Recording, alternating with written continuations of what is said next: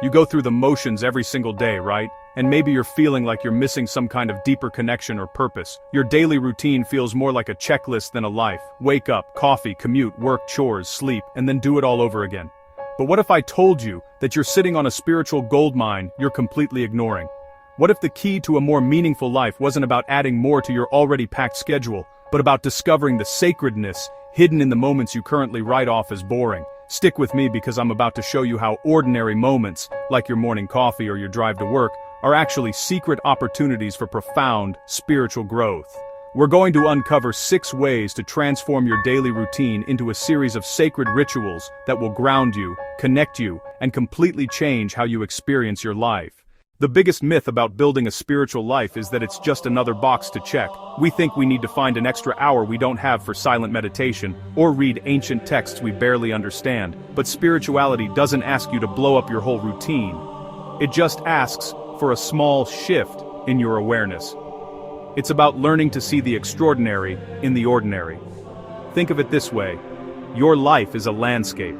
Most of us are just racing through it, so focused on the destination that everything becomes a blur. But what if you slowed down?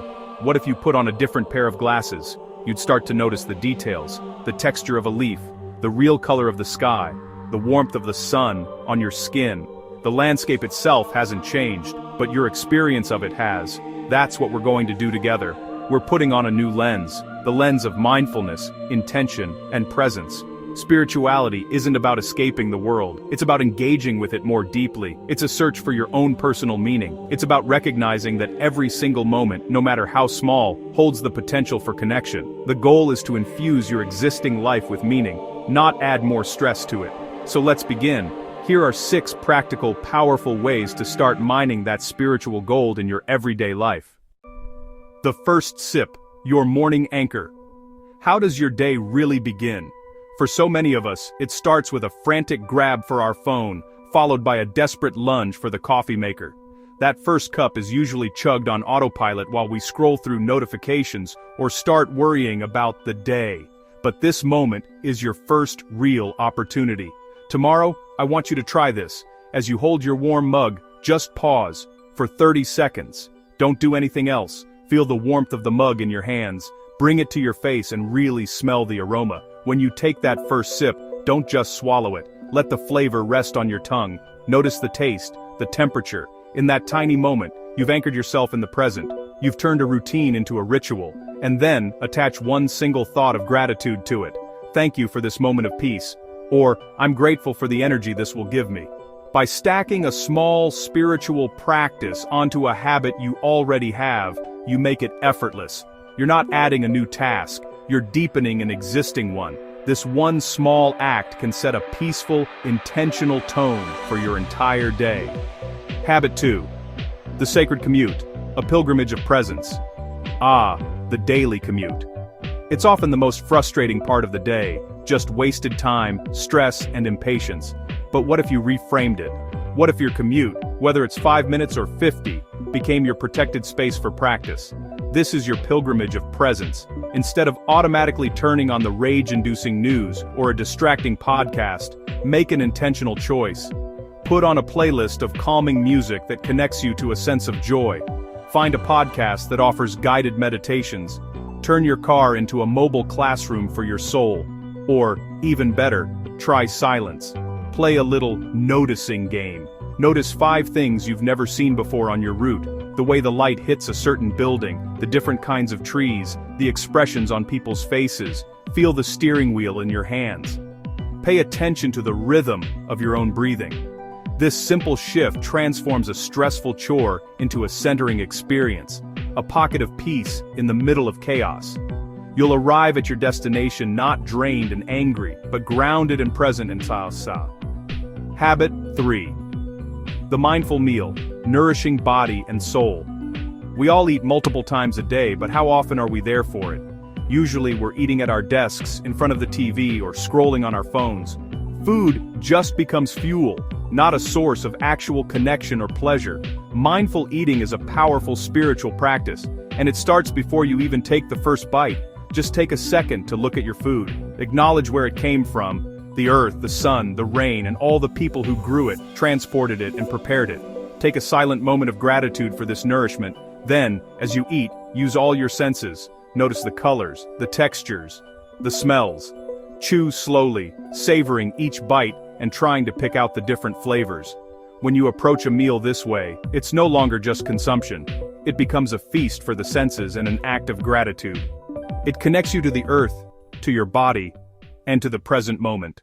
Alright, we're halfway through. Are you starting to see the incredible potential hidden in your day?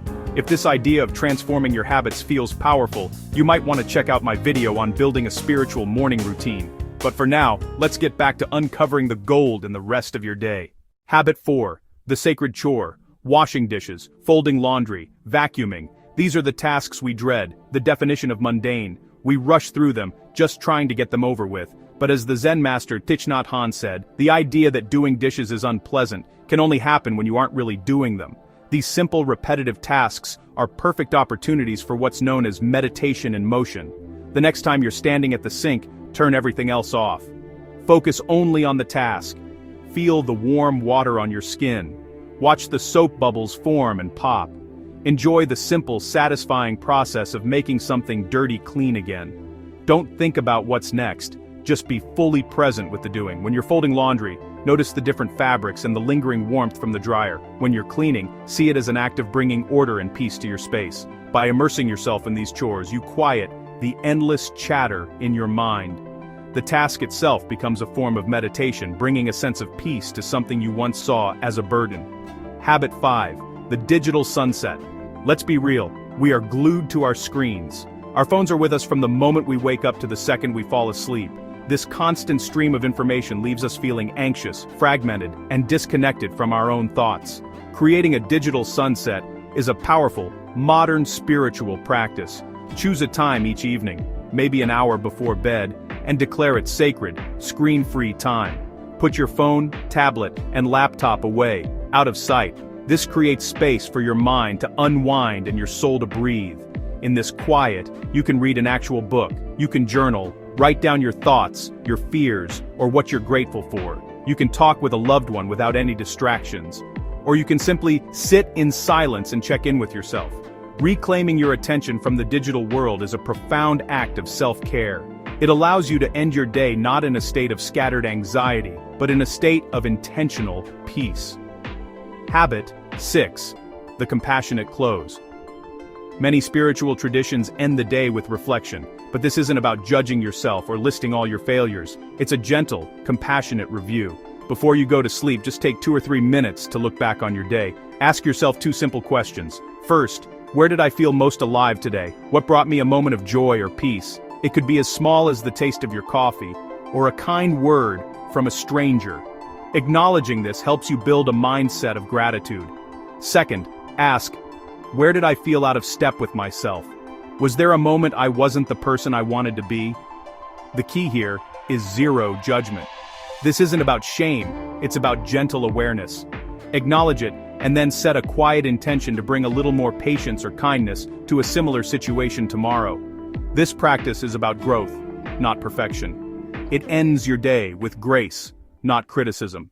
You're going to try these things, and some days, you're going to forget. Some days you'll gulp your coffee while frantically answering emails, you'll get angry in traffic, you'll eat an entire meal without tasting a single bite, and that is perfectly okay. This is not a performance, it's a practice. The goal isn't perfection, it's consistency, and a gentle effort to keep trying. In spiritual growth, just like in exercise, showing up imperfectly is infinitely better than not showing up at all. When you notice you've been on autopilot for hours, don't beat yourself up. That very moment of noticing is a win. Simply smile, take a deep breath, and begin again. The beauty of this is that the next opportunity to practice is never more than a few moments away.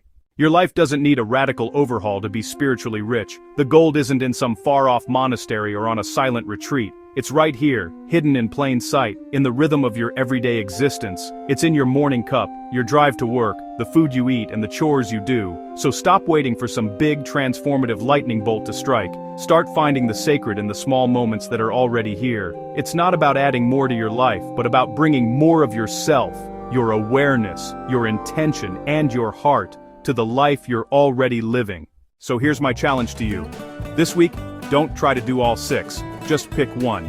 Just one habit to infuse with a little more presence. Maybe it's the mindful coffee sip, maybe it's the sacred commute. Commit to that one small practice and just see what happens. Let me know in the comments below which one you're going to try. I would love to hear how it goes for you. Remember, your daily life isn't an obstacle to your spiritual growth, it is the path itself. Thank you for being here. Be well.